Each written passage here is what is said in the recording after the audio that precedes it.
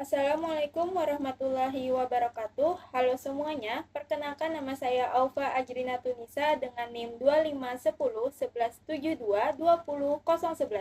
Saya adalah mahasiswi jurusan Pendidikan Bahasa Inggris Universitas Lambung Mangkurat.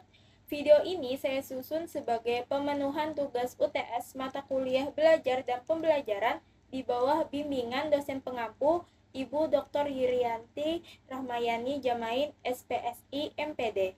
Pada kesempatan kali ini, saya akan memaparkan analisis mendalam mengenai materi kelompok saya, yaitu materi motivasi belajar, khususnya tantangan ketidakseimbangan motivasi intrinsik dan motivasi ekstrinsik, yaitu di mana hasrat internal siswa tidak berbanding lurus dengan dukungan lingkungan keluarga.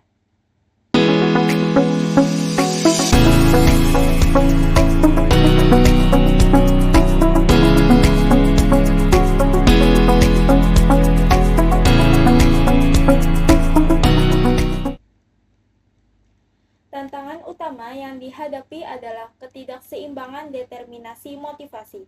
Di era global ini, banyak siswa memiliki motivasi intrinsik yang sangat kuat, terutama untuk menguasai bahasa Inggris sebagai jembatan meraih cita-cita internasional.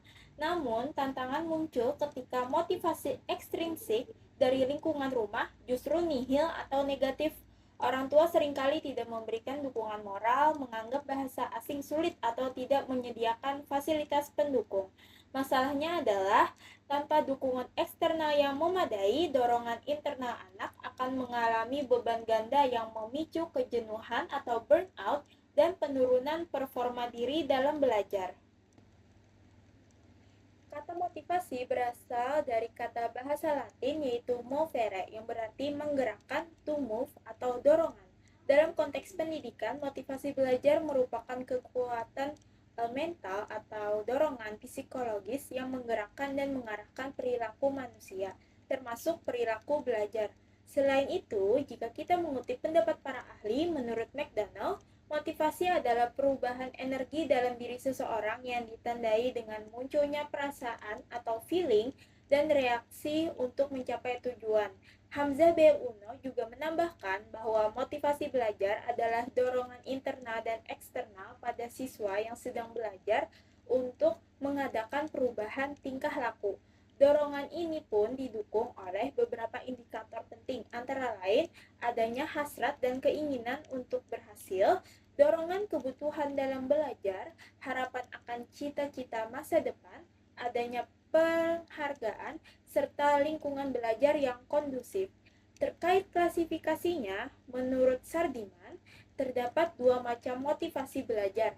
Pertama, yaitu motivasi intrinsik yang berasal dari keinginan berprestasi dalam diri sendiri, dan yang kedua, motivasi ekstrinsik yang dipicu oleh stimulasi dari lingkungan luar. Dari penjelasan tersebut, dapat kita simpulkan bahwa motivasi belajar adalah energi pendorong yang muncul dari dalam intrinsik maupun dari luar ekstrinsik diri siswa untuk melakukan aktivitas belajar secara tekun dan terarah guna mencapai perubahan tingkah laku dan kompetensi yang diharapkan. Permasalahan di mana motivasi intrinsik yang sangat kuat dari dalam siswa, tapi motivasi ekstrinsik dari lingkungan rumah nihil, ini disebabkan oleh dua faktor utama. Pertama, faktor personal atau hasrat dan harapan siswa yang merupakan motivasi intrinsik. Yang kedua, faktor lingkungan atau peran orang tua yang merupakan motivasi ekstrinsik. Penyebab kurangnya dukungan orang tua biasanya meliputi rendahnya literasi digital, kesenjangan pendidikan, atau pandangan pragmatis yang meremehkan penguasaan bahasa asing. Secara teoritis, ini menghambat fungsi motivasi sebagai penyeleksi perbuatan yang efektif. Jika kita tinjau lebih dalam, permasalahan ini sangat relevan dengan hierarki kebutuhan Abraham Maslow. Hasrat siswa meraih cita-cita adalah upaya mencapai aktualisasi diri. Namun, menurut Maslow, aktualisasi ini sulit dicapai secara stabil jika kebutuhan dasar di bawahnya seperti rasa aman dan kebutuhan sosial dari keluarga tidak terpenuhi.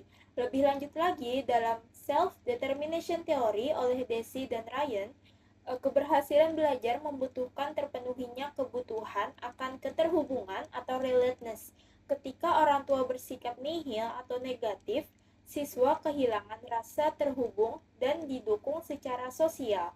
Akibatnya, meskipun otonomi dari siswa tinggi, ketiadaan dukungan ini menghambat proses integrasi motivasi yang memicu kelelahan psikologis atau burnout, karena ia harus berjuang sendirian tanpa dukungan lingkungan yang kondusif. Solusi umum untuk permasalahan tersebut adalah membangun ekosistem yang kolaboratif antara sekolah dan orang tua.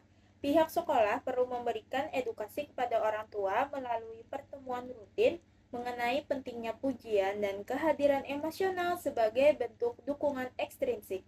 Lebih lanjut lagi, solusi spesifik terutama dalam pembelajaran bahasa Inggris untuk permasalahan tersebut adalah: pertama, guru sebagai pengganti motivator.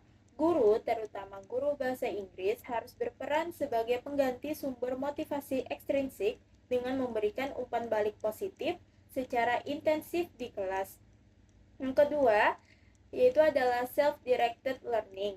Guru mengarahkan siswa untuk mengeksplorasi sumber belajar terbuka seperti buku, channel YouTube education, ataupun podcast bahasa Inggris. Dengan menguasai materi secara mandiri melalui platform digital maupun non-digital, siswa mendapatkan kepuasan intelektual yang memperkuat rasa percaya diri mereka meskipun tanpa validasi orang tua. Dan yang ketiga adalah peer supportive community, menciptakan komunitas belajar sebaya yang suportif sehingga siswa merasa memiliki keluarga baru yang mendukung tujuan akademiknya dalam berbahasa Inggris. Sebagai kesimpulan, meskipun motivasi intrinsik adalah bahan bakar utama, dukungan ekstrinsik tetaplah mesin penggerak yang krusial. Sinergi antara guru sebagai motivator dan kegigihan siswa adalah kunci untuk menembus keterbatasan dukungan di rumah. Jadi, tetaplah semangat karena masa depan ada di tangan kalian yang berani bermimpi. Dan bagi para calon guru, mari kita menjadi garda terdepan pendukung mimpi siswa-siswi kita. Terima kasih atas perhatiannya. Wassalamualaikum warahmatullahi wabarakatuh.